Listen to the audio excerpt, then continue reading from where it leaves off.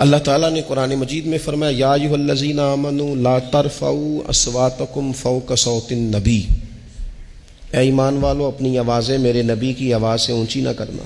یاد رکھیں بڑے احترام سے، وہاں تو ذرا سانس بھی بندے کو آہستہ لینی چاہیے، ادب سے۔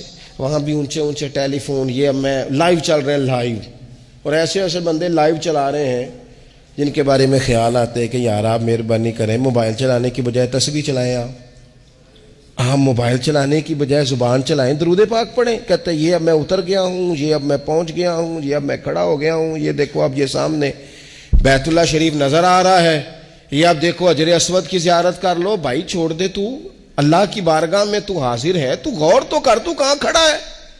اور پھر حضور کے روضہ انور پر تو فون ملائے گا، تو باتیں سنائے گا، تو کہانیاں سنائے گا۔ کیا خوبصورت کسی شاعر نے کہا تھا، اس نے کہا تھا زائر کوے جنا آہستہ چل۔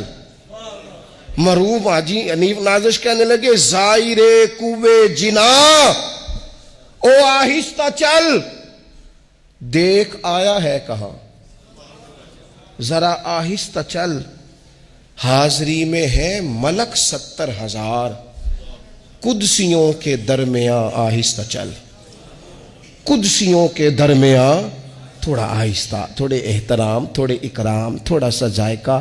یہ آیت جب نازل ہوئی نا تو حضرت صدیق اکبر رضی اللہ تعالیٰ عنہ حضور سے اس طرح بات کرتے تھے جس طرح کان میں سرگوشی نہیں کی جاتی، ڈر آتا تھا کہیں اعمال نہ ضائع ہو جائے۔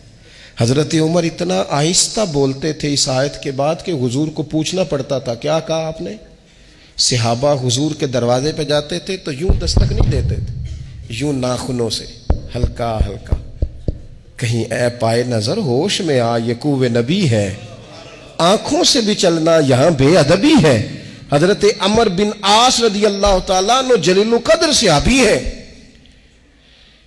ابن شماسہ کہتے ہیں ان کے انتقال کے وقت میں ان کے پاس گیا تو میں نے ان سے قبول اسلام کی کیفیت پوچھی تو وہ کیفیت بتا رہے تھے، تو بتاتے بتاتے کہنے لگے مجھ سے حضور کا حلیہ نہ پوچھنا، اس لیے کہ میری آنکھوں نے کبھی اتنی جرت نہیں کی کہ میں نظر بھر کے حضور کے چہرے کی زیارت کر لوں۔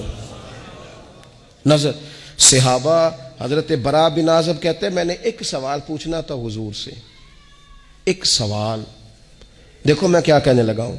حضرت براء بن عازب رضی اللہ تعالیٰ عنہ کہتے ہیں ایک سوال پوچھنا تھا، 1 سال میں نے انتظار کیا، میری جرت نہیں ہوتی تھی، حوصلہ نہیں ہوتا تھا کہ میں کریم سے سوال پوچھ سکوں۔ کس سے پوچھوں بھلا؟ حضور کے سامنے جاتا تھا تو میں خاموشی سے آ جاتا تھا۔